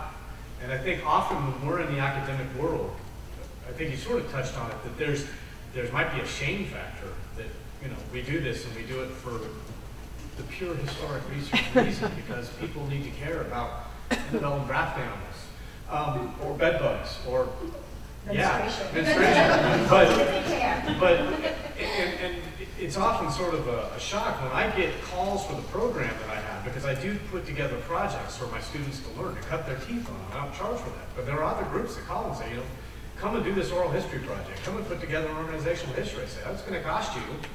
I'll send some graduate students out there, and they're going to cost X number of dollars. And it's a shock to them. And I really encourage those students who are coming out there, as well as the faculty or in the discipline, don't undersell yourself. Lawyers don't go out there and do something really cheap because they feel good about it. And maybe they do, but it's pretty rare. And we shouldn't be doing the same thing just because we have an exceedingly valuable skill set that very few people can do as professionally as we can. And to cheapen that underscores it, that you lose a lot by you letting people go off and do it voluntarily. Do you run into any problems with like departmental community outreach that a lot of departments require of their faculty? Like, we want to promote community outreach for the students as well as the faculty, but what you're suggesting is that there's a cost now that you can build a community for that. Are you suggesting like service? That yes. You have an expectation for external service? Yes. I think that depends on what we've done at our university, and I think others are sort of dealing with the same thing, is that there's service and there's service. That you may go sit on a board of directors, or you may go provide insights and advice on an exhibit or something that you might do. But doing the work, that's an entirely different situation. You shouldn't be doing that. There shouldn't be an expectation that you should be doing something for free, at least in my perspective. And we really don't like that. Oh, I can understand. Because I can't compete against you if your overhead is being picked up by the university. Michelle and I have talked about this because we worked together on a course that she taught in which the students wrote a National Historic Landmark nomination. And I've been urging Michelle to work with us so that we can use them as a consultant. So I think they should be paid for their work. Because I don't want to undermine the good consultants I have. This is their bread and butter, and having students do this could totally destroy the consulting business, which would undercut my arguing that historians should be trained to be historical consultants. It would be kind of like the adjunct situation that we've created. So I think we need to be very careful with this. But it is hard, I mean, because I'm in the opposite situation, the way I'm in a department of 80 people. Much larger, you know, obviously the whole scale is a different field, but still running up against, and we were talking about this earlier before the session even started, a lot of this I think in the academic world, it's these intangibles that are the problem of how to work against the expectation of service, or the feeling that you don't want to taint yourself by ever thinking that you should get paid for this, even though you only have the luxury of thinking that way when you're already getting paid to do the work, right? But I think one thing that I have found that I hope is implicit in what I said is to go outside your own department, because there are probably other people in your institution that know how to do this, that model is probably somewhere elsewhere, whether it's in the sciences or somewhere else. And all these terms of, there's a vocabulary to it too that we don't know in the humanities, I think, that other parts of your institution may know how to help you navigate that. And as Lexi said, for us, I mean, we're trying to build a system and envision a kind of timeline, because the first time students do it, maybe they don't deserve to get paid because they're learning too. So if in a way the cash flow went the other way, of fellowship dollars into us to help to teach them how to do it, and maybe then the second one they wrote a small grant, and then maybe the third one they can really be out there on the open market. So really trying to think systematically about how to create an infrastructure that, because I mean another thing I run into in my department is that these are sort of Michelle's pet projects, right? And I'm on sabbatical this year. If things aren't happening, you know? So you don't necessarily want it all linked just to any one person either. You want there to be an infrastructure that can be sustainable. But it's hard. I have a money question. This is for Kristen. You mentioned, it sounds like your company is going through some growth now, and I was wondering if you could talk both about how you finance the startup and then also how you're financing the growth. Is that from profits? Is that if you have investors? Yes is the answer to everything. That's also the business motto. A little more than a year ago, I had some kind of business advisors that you know, really pushed me to learn more about finance. You know, I'm quite comfortable jumping into unfamiliar worlds, and so that's this. And I was thoroughly convinced that I could certainly be an entrepreneur, but I could not be a successful one if I did not really do the work and understand finance. And that has been beneficial. So to answer your question, starting up with Bootstrap, when I started, as I said, I started as a kind of I moved from informal advisor to a kind of freelancer, which I did while I had a full-time position somewhere else. So and then was able to kind of find the point at which it made sense to risk leaving my full-time position and to jump full-time into this. And that's mainly what financially, the financial motivation was the main reason that we built a consultant model. That, you know, a project would come in, we would know what pot of money we were working with, how many people it would take, and what the kind of profit on it would look like, and so we kind of build it that way. Now, because we're in a phase of much more rapid growth, that's in part due to some success that we've had, and because we're looking at investing, getting investors on board. Now that we're in software production, I have very different kinds of conversations with investors. Yeah, so we've kind of gone run the gamut in terms of kind of financial backing. I have a slightly out of left field question, but it's also for you, Kristen. When you began your talk, you talked about the process of digitizing documents. So my question is, what happens to the documents that are digitized? Do you express to your clients any concern about the longevity of digitized files? What happens to the paper? And is there any profit to be made, for example, in storing paper? There are a lot of questions there. Yes. The shortest answer is it's entirely project dependent, and so that is dependent on the client's budget, needs, the needs for digitization, and what their plans are for the digitized product. To answer quickly, kind of paper storage is, you know, I don't, when I talk about the digitization services of HistoryIT, I don't begin to compete with the kind of Iron Mountain, you know, kind of mass digitization, or would have kind of a law firm. It's just, we can't be cost effective that way. So we digitize kind of historical the collections that people want historians to handle. So we advise, depending on the particular client, what to do with the original artifact. Historians, so I encourage its preservation to whatever degree possible. HistoryIT also tries, when possible, to make some certainly we have many discussions about the ultimate format of digitization and what the long-term plans are when digital formats change. Because we're not interested in kind of re-digitizing your material every 20 years now, probably every two to 4 years. So we're interested in kind of creating a situation from the beginning where we are able to sustain the digital product in a consistently usable format. I can just add to that. I mean, we've actually, for the last probably decade, I've been personally very involved, the company's been very involved in this whole question, partly because of our archival services. And it actually gets at one of the issues that I thought would be important to raise. You know, your point about what are you going to do? We actually have an archival storage facility that's associated with our business.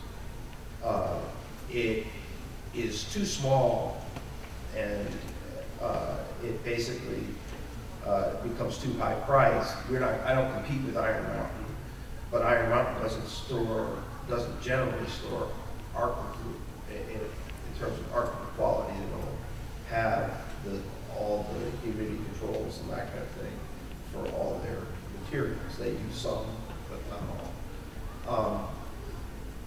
We actually make the money though, because we have that facility. We do a lot of our processing, and we can bring the materials into our facility and store it there. Or we can take stuff where people have it in improper storage conditions and bring it into our facility, and they actually get the benefit of having that piece. The question that you have about digitization and the longevity of it, I mean, that's a huge question that's going on within the architect community. It's been going on for almost 50 years now. We still don't have a good solution. We've actually been working with a firm that's a British-based firm called Casella that's done a lot of work in this area. They're probably at the front end of this and have done the best job, and it's still not very far along the road. So we'll advise clients related to that. I think the other key point you made is you don't get into digitization as a certain score. We've talked a lot about saying yes. An important part of business is saying no. What are you not going to do? We made a conscious decision probably 15 years ago not to become a company that we actually do the digitization. We'll consult on digitization. We'll partner with people that do the actual scanning and things like that, but we don't do the scanning. We decided we didn't want to be in that business.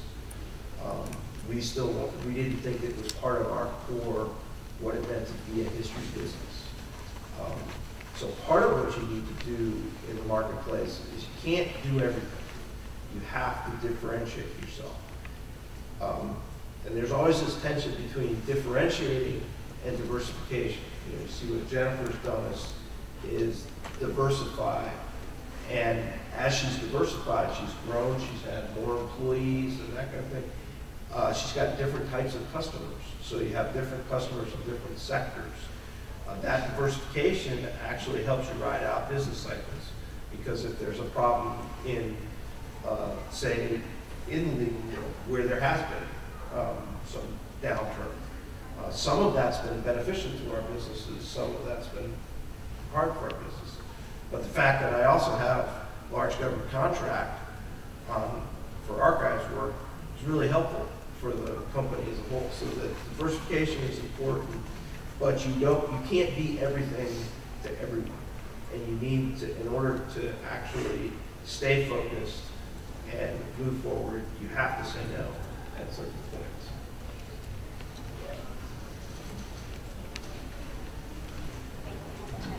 Let me take her since she hasn't asked me.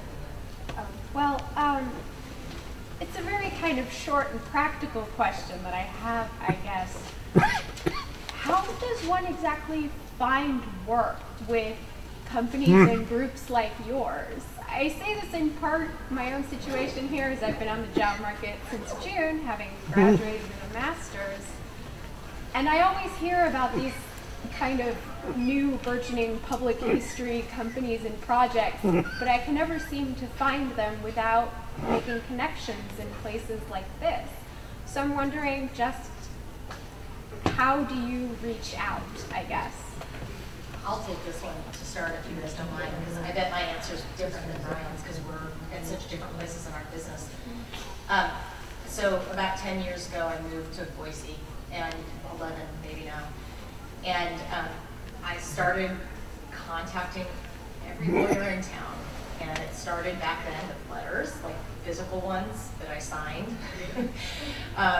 And then following up with a phone call, and then taking them to coffee or lunch. And, of course, I mean, it's networking 101, and it sounds really boring. And I don't know if you or anybody else in the room has the luxury of waiting, because sometimes those kind of connections don't come back to give you business for 5 or 6 years, or 6 months if you're lucky.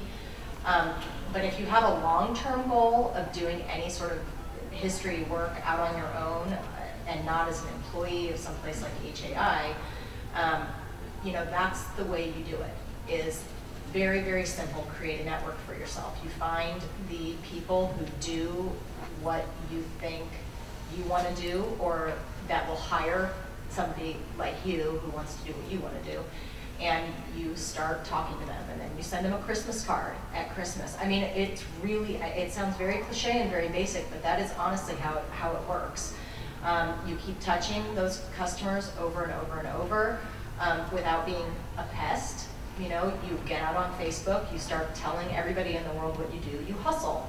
Whoever said that before, you hustle. And there's really a knack to doing it because it's a fine line between being pushy and just making sure people know what you do. And for me, that's how all my business has come. And then that business has just, has really, it's been a moss, a stone gathering moss. I mean, those people have told other people, and now I'm doing work all over the country because of those connections. But it really started with, honest to God, I had a small baby, and I wasn't really working full time, and I sent out letters, and I got a babysitter to go to lunch when I could, and that's how it started, and that's how my whole business started. And I would venture to say that most people who have started businesses that are service-oriented like mine started exactly that way. And I would say that you asked the specific question, how can I become an employee? Right? But you answered your own question. You said connections, making connections. It's the same skill that Jennifer's talking about in terms of making clients.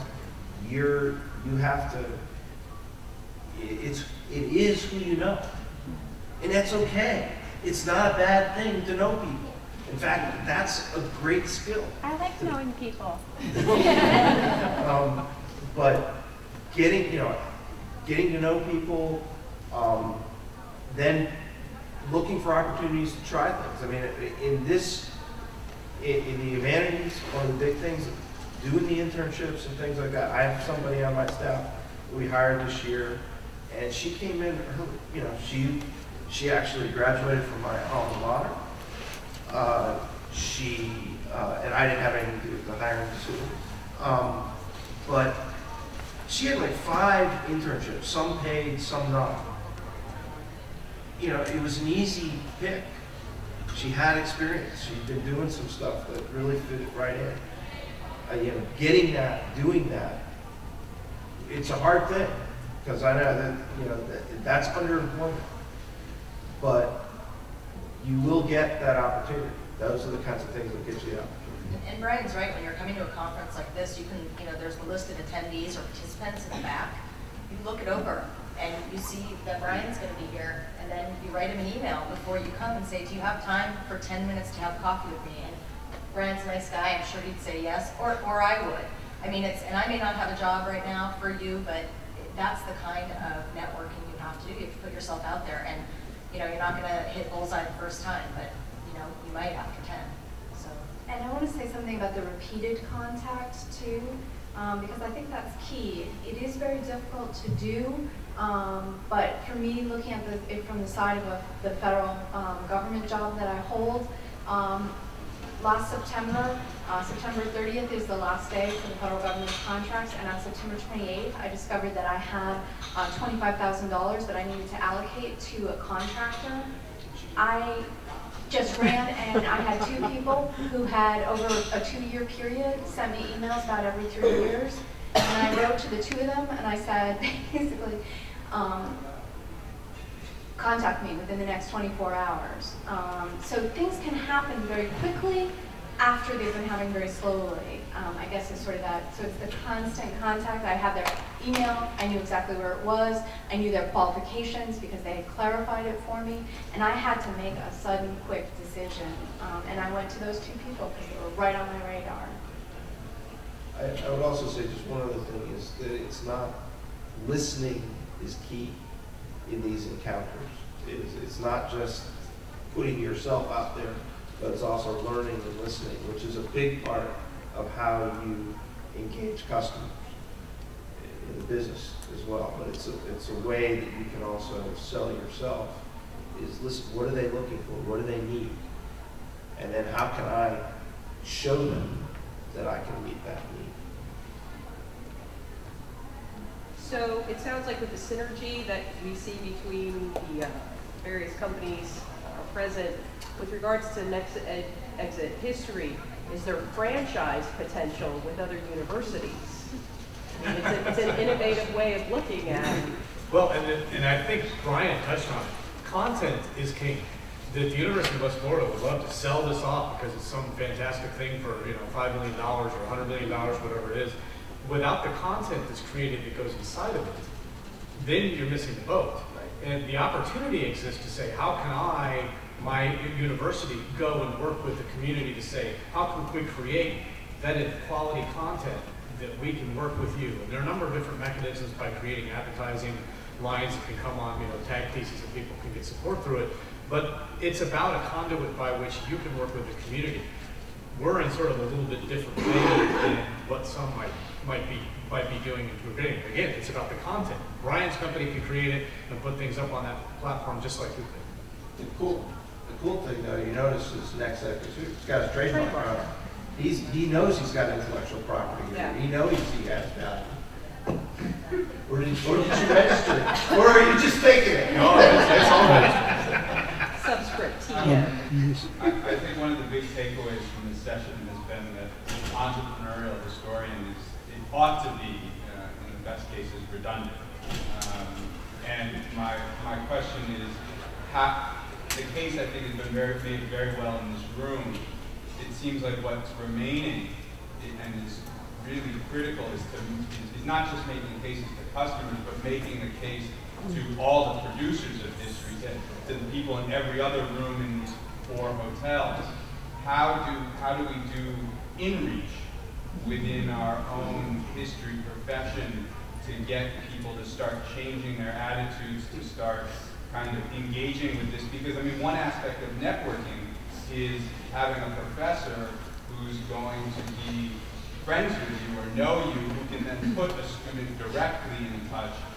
But if the professors are all in their, in their own micro sessions and not thinking about this aspect of history, the dots will never get connected. So what has to happen to kind of bring it all together? I can't answer that specifically, but I will say that I think of this movement that we, for lack of a better term, call Plan B. I see it as sort of the beginning of a longer trend. And I think if you think about, it took social history 10, 15 years to become social history. I think we're looking at a similar trajectory for the conversation we're starting to have now. I think the world has changed, not just in the history profession, but dramatically all around us for all kinds of reasons. And I think that we're at the beginning of the conversation in our profession, but the various professional organizations like AHA, National Council on Public History, are all thinking about this at the highest levels. And the fact that there is a track at the AHA called the Valuable Ph.D. For the first time this year, I think is a great first step. And I think that it's going to percolate down. And as we have more and more professors of the sort of older generation retiring, I think the younger, newer professors are going to take this on like honeys to bee, bees to honey, whatever. I think it's going to happen, but it's going to take a while. I would just add there too that for me as a business owner, business manager, for years I could care less what happened to the AHA, frankly. The marketplace at this point in terms of employees, I have every job posting I put out there, I have far more highly qualified applicants than I can select. So I don't have a problem necessarily finding people to do the work that I need to do at basic levels. There are issues, like the electronic records. That's an issue that I haven't found the right person for. So I'm going to spend my time, that's where I'm going to reach and do as a business person. I think it's more incumbent upon the profession, and there are people that have been doing this for a long time. Patrick has been involved. John Dickel out here in the audience has been involved for a long time. on trying to do this. This is not a new thing. This has been going on since I came out of grad school 30 years ago. But it is something that the academy needs to start paying attention to. I think the history profession in the academy has ignored this too long. And they need to think about how they're doing it. And that's the good news about the Maui PhD. That's coming from the academy. And they'll find us because we're out there. But unless I have a real need, I'm not as interested. I am focused though on, talk to Patrick about different things over the years. I am interested in making sure that I get people who are well-trained writers. That's of the hundreds of applicants I get, there's only a few that really are highly qualified in that area. I would say too, as someone I felt very strongly about this issue, and I am glad, and I do see change. I put up Beyond Academe, the website I run, about leaving the academy up in 2004, and I think the world has changed since then. But what concerns me is that there's a lot of discussion about reform in the academy and reform of curriculum and so on and so forth, and I think that's fantastic. And I don't want to imply that that's not happening. But what does concern me is that this may wind up being an internal discussion just among academics. And that is a real concern. I think there does need to be a concentrated effort on the part of the academy to reach out to those of us who are not in the academy. And I think it needs to be an effort on the part of the academy, because we don't get funding from universities to come to conferences. We come and it's a business expense for us. I often get invited to speak at universities and it's great, but there's somehow some expectation that I'll travel on my own dime to speak to a university. So I think there needs to be an aggressive effort on the part of the academy to reach out. And I don't want to imply that hasn't begun, but I think there's still a lot of steps that need to be taken. I think from my perspective too, some of that has to come from students. So just like in Patrick's model, right, the students go out on their practicum and come back and say, hey, here's what we need. Students are the customers here, right? So students can exert a kind of pressure on my colleagues that I cannot exert laterally, especially as a junior assistant professor. So I think the more that those of you who are students here to go home and be ambassadors for, not even for anything specific, but just for kind of a broader way of thinking, I think that will help all of us who are trying to enter this complex system from other perspectives, because I know it doesn't feel like it sometimes when you're a student, but you do have a voice that some of the rest of us no longer have, and you will be heard in ways that we just are not.